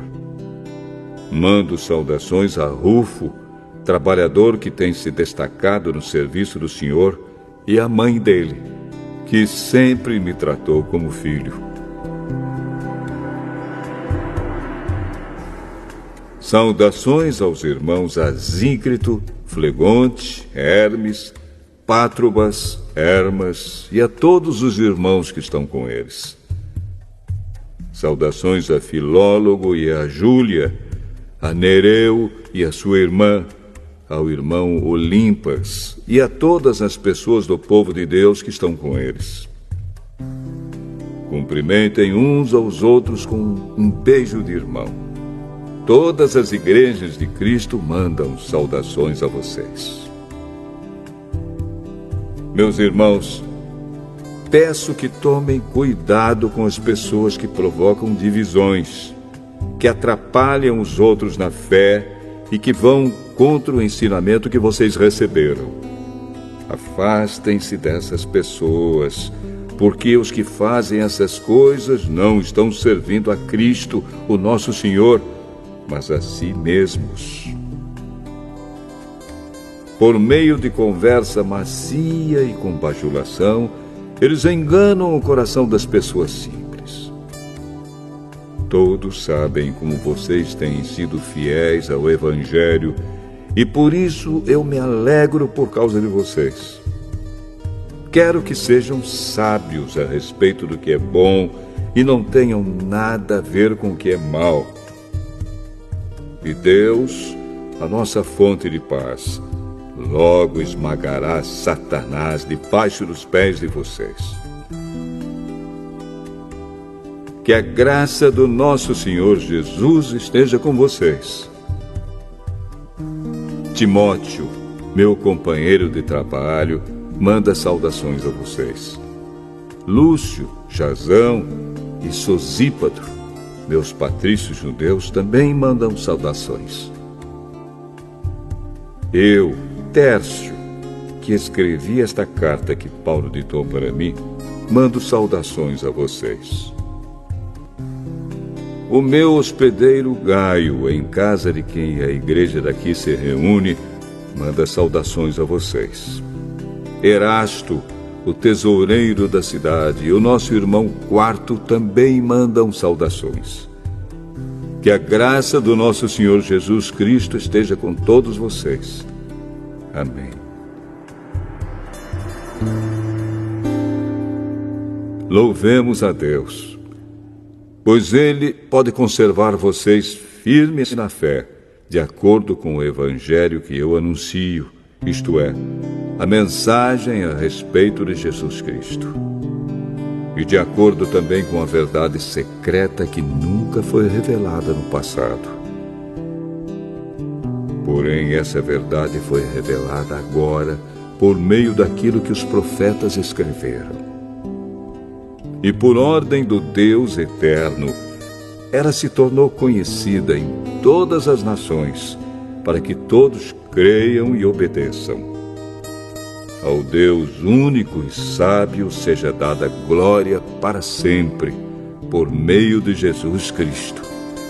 Amém.